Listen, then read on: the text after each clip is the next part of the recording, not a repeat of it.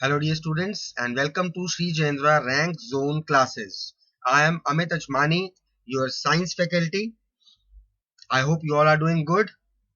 Now in this particular session we'll be studying about the chapter motion.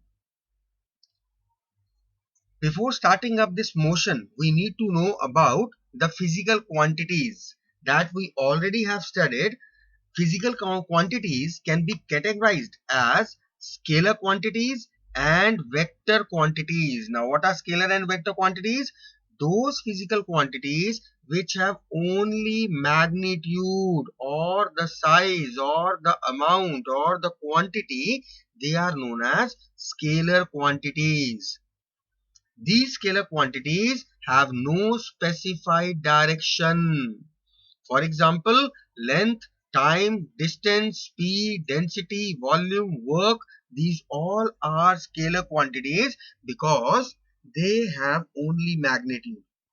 But those physical quantities which have magnitude as well as direction, they are known as vector quantities. For example, displacement, velocity, acceleration, force, linear momentum, angular velocity, torque, current, they are all vector quantities, right? We need to remember which quantity is scalar and which is vector. Now the next term that we should know is mechanics. Now what exactly is mechanics? It's a branch of physics which deals with the study of motion of material objects, right? So whenever we are talking about the branch of physics that studies about the motion of objects, that branch of physics is called mechanics. This mechanics is further subdivided into two branches. Now what are the branches of mechanics? One is kinematics. Kinetic means related to motion. So it is a branch of mechanics which deals with the motion of the objects. Now, when we are talking about kinematics, we are talking about the motion only. We are not considered about what is the cause of that motion. We are not concerned, right? So this is kinematics. Next is statics. What is statics? It's also branch of mechanics which deals with the study of objects which are at rest. So static is at rest and kinematics those which are in motion. What exactly is motion? Whenever a body is in motion, that means it is changing its position continuously with respect to a stationary object which is taken as a reference point. Then we call a body to be in motion. Now, when a body is in motion, it is going to cover some distance. So, what exactly is the distance traveled? It is the distance which is traveled by a body, that is the actual path, the actual length covered by a moving body in any given time interval. And there is no consideration of the direction in which the body is traveling. So this is distance traveled, which is the actual path covered by a moving body.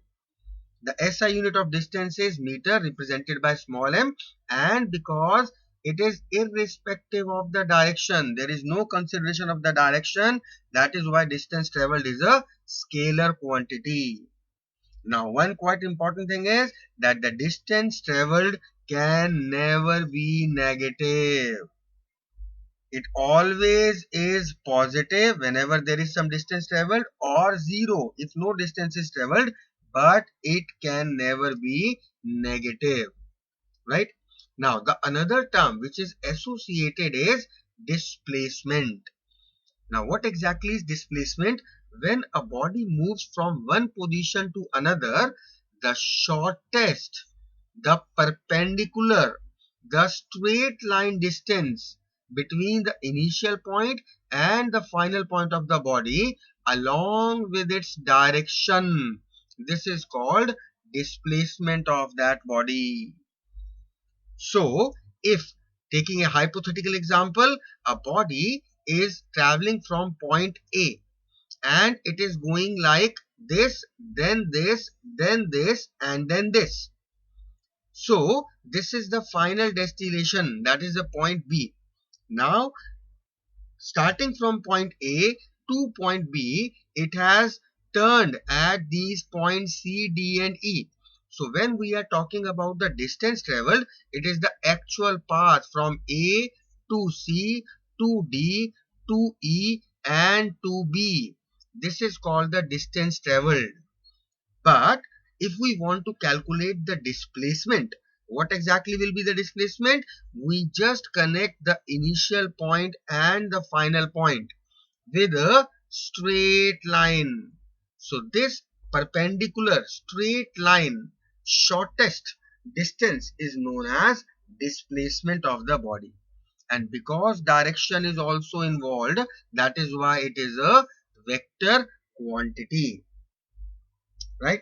So we need to relate the differences between distance and displacement. Distance is the actual path, displacement is the shortest distance between the initial point and the final point. Now, quite important thing that you need to remember is when a body is moving along a circular path. Now, a body is moving along a circular path. In that case, let us take an example. A body starts from this point A and covering the whole distance, it is coming back to the point A again. Right. So now when we talk about the distance traveled, it will be, in the case of circular path, it will be always related to the circumference of the circle, and that is 2 pi r. We know that circumference of a circle is 2 pi r. So if a body is traveling from point A and it is coming back to the same point A, then in that case, the distance traveled by the object or the body will be given by the circumference of the circle, that is 2 pi r, where we know pi is the value is 22/7 or 3.14, and r is the radius of this particular circle. What about the displacement? Now this is quite important. Displacement is the shortest distance between the initial point and the final point. Here the initial starting point is A, and after making a whole round, the final point or the final position of the body is again A. So that simply means that the displacement will be 0. Why? Because the body is coming back to the same point again, because the initial and final position are same. Let us take another example. Now, if we are said that again a body is traveling in a circular path, right? From this point A, it travels half of the circle and reaches point B. Now again we have to calculate both the distance and distance. In that case, the distance, we have to calculate distance and displacement. So in that case, the distance will be, the body will be starting from here, covering this half of the circle. So the distance traveled will be half of the circumference. Circumference is 2 pi r, half of circumference cutting to, it will be pi r. So the distance traveled from A to B will be pi r. Now when we talk about the displacement, the initial point is A, the final position is B, and displacement is the shortest or the perpendicular distance between A and B. And if we are able to relate it, in this case the displacement is equal to the diameter of this circle, and the diameter can be expressed as twice the radius. So the displacement will be 2r. So this is what you need to know and need to remember. Correct? Now, quite importantly, we need to know the differences between distance traveled and displacement. First of all, whenever you are actually relating the differences, try that the first point is always the definitions. Correct? So we'll be writing the definitions. Distance traveled is the actual path of the whole path covered by a body, and displacement is the shortest or the perpendicular distance between the initial and the final position of the body. Distance is a scalar quantity, whereas displacement is a vector quantity because it has got magnitude as well as direction. Another difference is distance traveled can never be zero in a moving body. But even if the body is moving, the displacement can be zero. And when does it happen? When the initial and the final position of the body are same. In that case, the displacement will always be zero.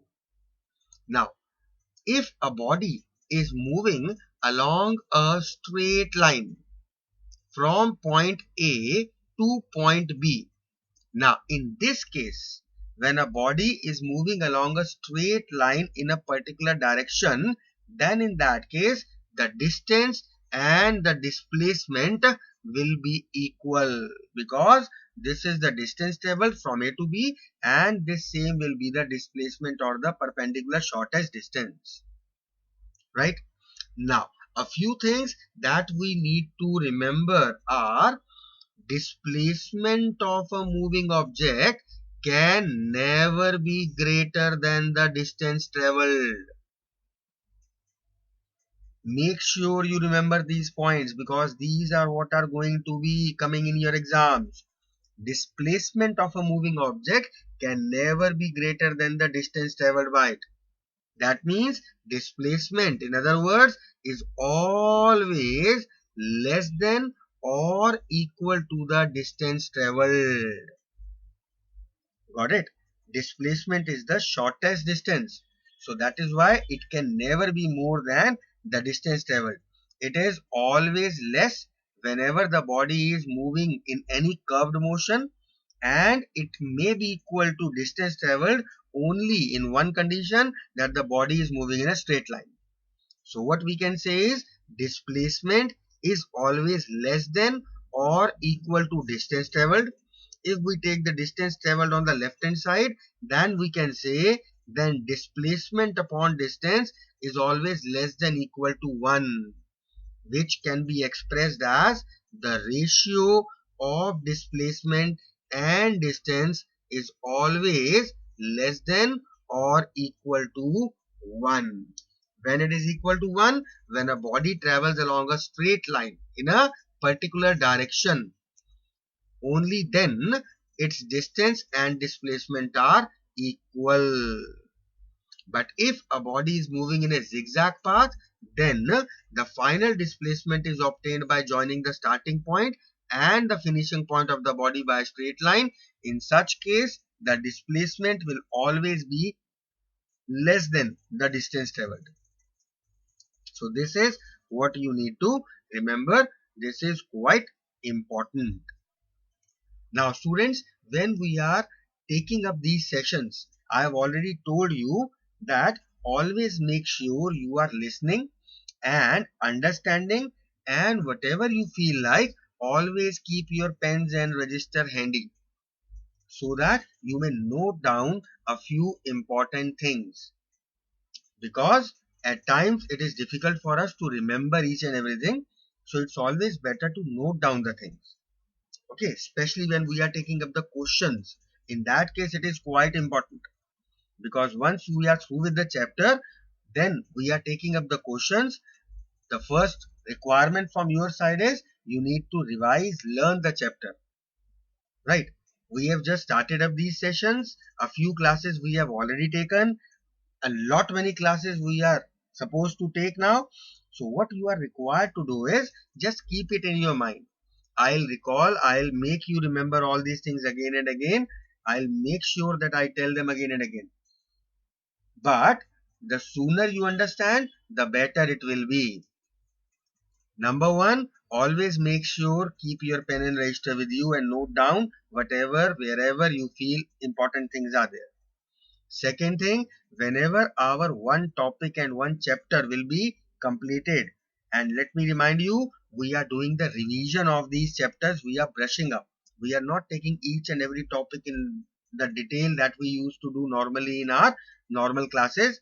So in that case, once we are through with the brushing up, then after that we'll be doing the most important part, that is the discussion of the questions.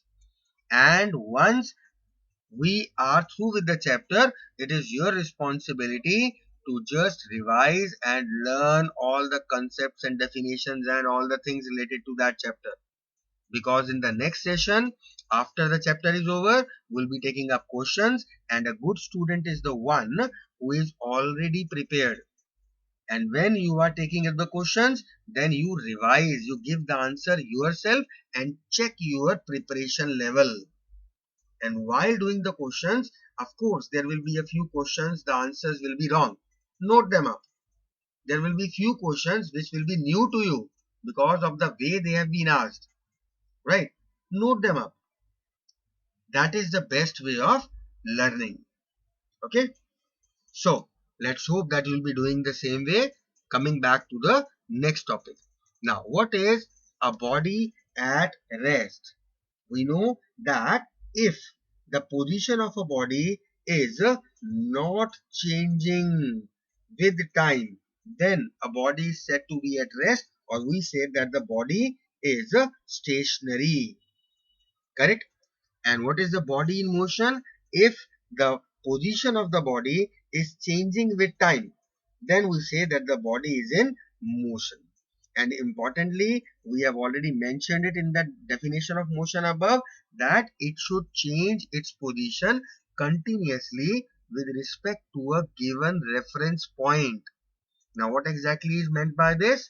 If I am traveling in a bus, right, and the bus is moving in the forward direction, we take a given reference point, for example, a particular shop or a particular house or a pole.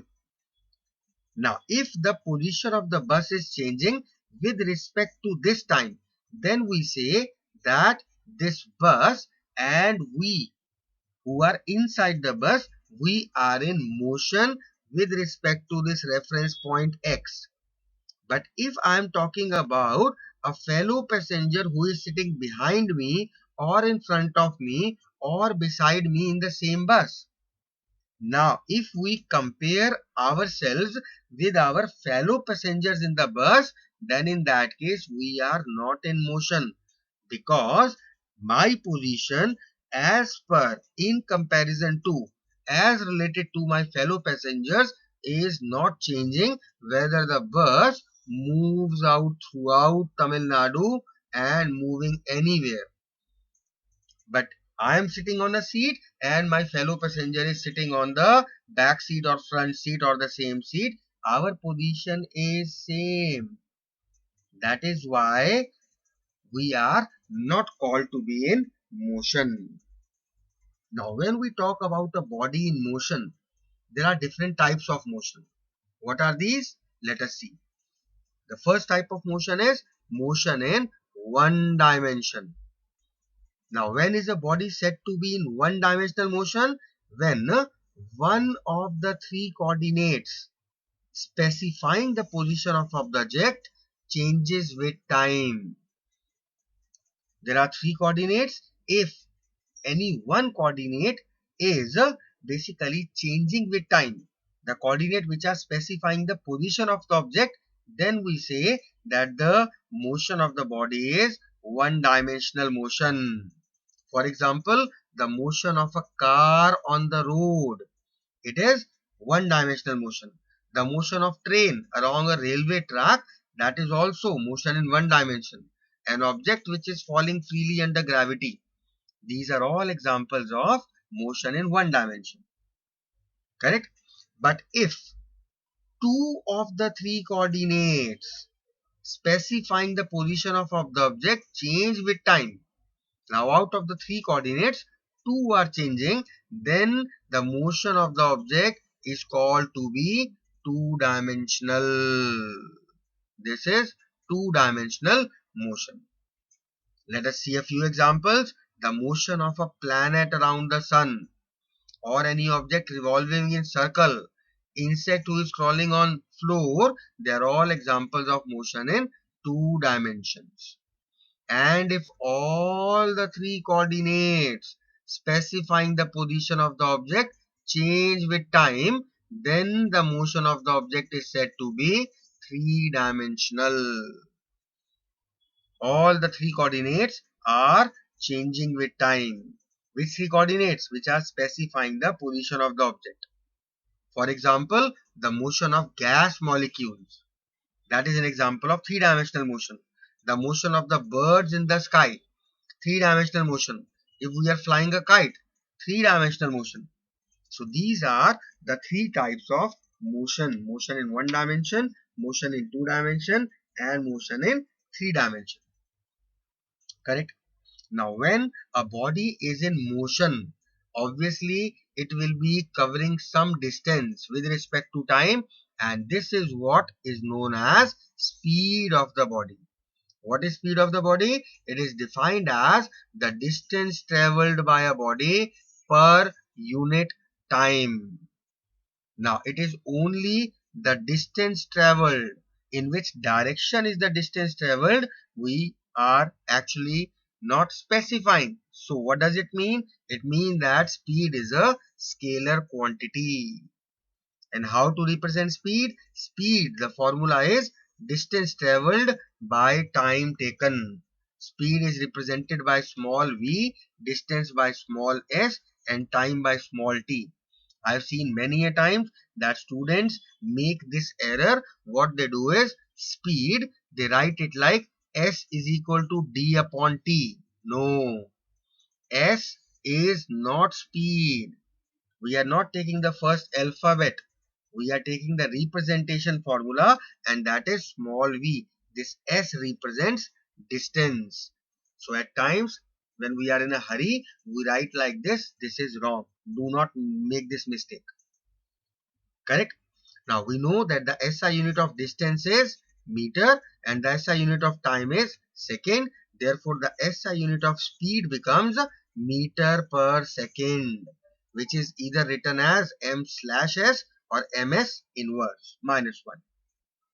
Correct? This is the SI unit of speed.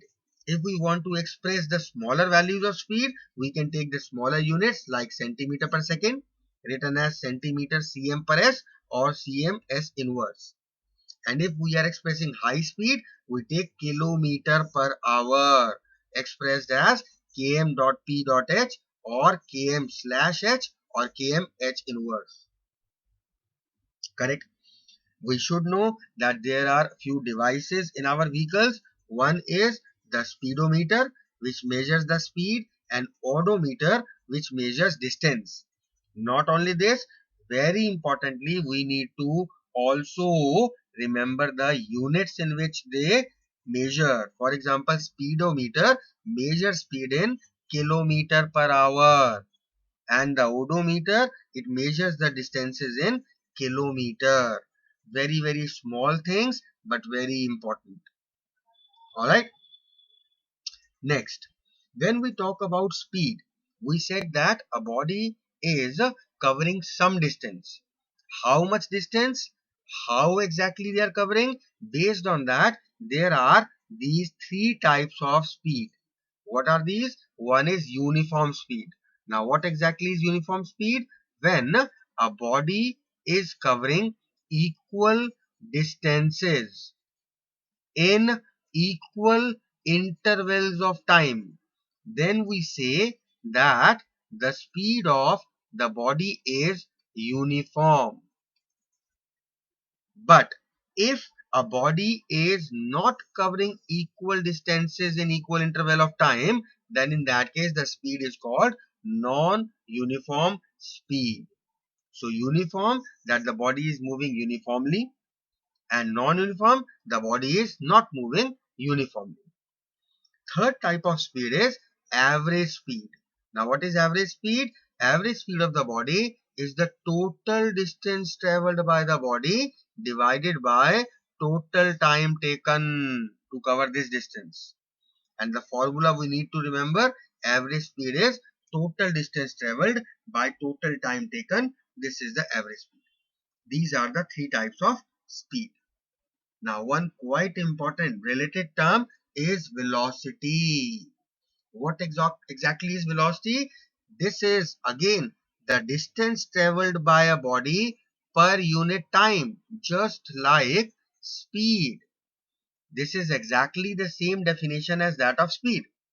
That distance traveled by a body per unit time. So what is the difference between speed and velocity? Important thing is in a given direction. So we can also say that velocity is the speed of a body in a given direction. That is called the velocity of a body. And since we are specifying the direction, therefore very easy to relate that velocity is a vector quantity. Apart from direction, it is exactly same as that of speed. There is distance travel, there is time. So the SI unit is same of velocity as that of speed, that is meter per second. Correct? So what is velocity? It is distance traveled divided by time taken. This was our speed formula. Importantly, an addition is even in a given direction or directions. Now we know that distance traveled in a given direction, in a particular direction, is called displacement. So we can also say that velocity is equal to displacement upon time. This is quite important. Again, as speed, we can express velocity in either bigger units, kilometer per hour, or smaller units, centimeter per second, just like speed. Again, just like speed, velocity is also of different types. Which all types? One is uniform velocity. Another will be, of course, non-uniform velocity. And third will be average velocity. But there are a few differences here. What are these? Try to relate. A body has a uniform velocity if it travels equal distances in equal interval of time. But important thing is in a specified direction in straight line. So now the condition is number one, the body should cover equal distances in equal intervals of time. No matter how small these time intervals may be, but it should be equal distances in equal intervals of time. Second condition is, this was the first. Second is that the direction should be straight line, a fixed particular specified direction. The direction should not change. This is uniform velocity. Now another is non-uniform velocity. The body is said to be non-uniform velocity when it is not covering equal distances in equal interval of time. This is the first thing. Second important thing is, even if the speed of a body is constant, but if the direction is changing, then also we say that the velocity is non-uniform velocity. So first criteria is the body is traveling in a straight line in a particular direction only, but it is not covering equal distances in equal interval of time. And the second criteria for non-uniform velocity is even though the body is covering equal distances in equal intervals of time, but if the direction is changing, in that case, the velocity of the body will not remain uniform. It will become non-uniform velocity. Fine. So direction plays a very important role when we talk about any vector quantity like velocity. Third is average velocity. Now what is average velocity? Average velocity is initial velocity and final velocity, the sum divided by 2. We are taking a average of it. So initial velocity plus final velocity divided by 2. That is called average velocity. Initial velocity we represent by u. Final velocity we represent by v, both in small, right? And average velocity will be the average of these two, u plus v by 2. Clear? Now, talking about the differences between speed and velocity. Speed is a scalar quantity because it has magnitude, no direction, whereas velocity is a vector quantity because it has got magnitude as well as direction. Second important thing is average speed of a body can never be zero, but the average velocity can be zero because what is velocity? Displacement upon time. And just in the same session, we have studied that displacement can be zero. Why? Because if the initial and final position of a body are same, then in that case, displacement will be zero. And if displacement is zero, velocity will be zero. So these are the 2 points of differences between speed and velocity. Now a few things we need to relate. The first thing is direction of velocity is assumed to be the same as direction of displacement of the body. The direction in which the body is getting displaced, we take same to be the direction of velocity. Second thing, we can change the velocity by these two ways. Number one, by changing the speed of the body. If the speed of the body is changing, it will not be able to cover equal distances in equal interval of time. And second option is, if the speed is constant, we can change the velocity by changing the direction of the body. Because if the direction of the body is changing, again the velocity will be non-uniform. Right? Now, the magnitude of speed and velocity of a moving body is equal only if the body is moving in a single straight line. If the body is not moving in a single line, if it is moving in zigzag or curved or any bent area, then in that case, the speed and velocity of the body will not be equal. Understood? So this is where we are ending up this session. Let us try to brush up in 2 minutes what exactly we studied in the session. Let us come back to the starting. First of all, we talked about the scalar and vector quantities. Definitions are not much important. Examples are quite important. You need to relate the examples. Then we studied what about mechanics and the branches of mechanics are. Then what is motion? Then we studied about the distance traveled, the SI unit. It's a scalar quantity, can never be negative. We need to remember. Then we talked about the displacement. It's a vector quantity, quite important in a circular motion. When we are talking about a circular path, what will be the distance and displacement?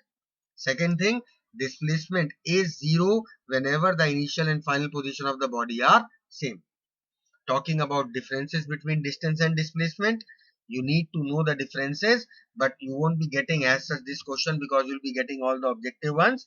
You need to relate scalar quantity, vector quantity can never be zero, can be zero. These are important things.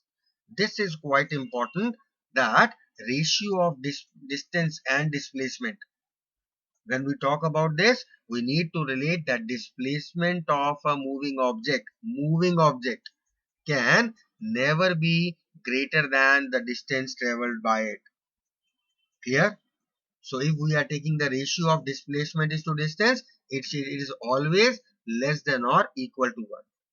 Then the body at rest and body in motion, reference point, that is important. Types of motion in 1 dimension, 2 dimension, 3 dimension. Examples are important. You need to relate the examples. Then we studied about what is speed. It's a scalar quantity, the formula, the units in which is expressed, and odometer and speedometer. We talked about velocity, speed in a particular direction, that is called velocity. It's a vector quantity. Then we studied about the types of speed and velocity, uniform speed, non-uniform speed, average speed. Similarly, uniform velocity, non-uniform velocity, and average velocity. Right? Then we studied about the differences between speed and velocity and how we can change the direction of velocity. We can change the velocity of an object by changing direction or by changing speed. So this is all we have studied. Again, I want you people to just go back home after understanding. Just take out your books and till this particular point, go through each and everything again and try to learn side by side. In the next session I'll be conducting. In that session, we'll be talking further about a few more important things related to this particular chapter. Till then, study hard, take care of yourself, and have a great time. Thank you so much for being with me. Have a good time.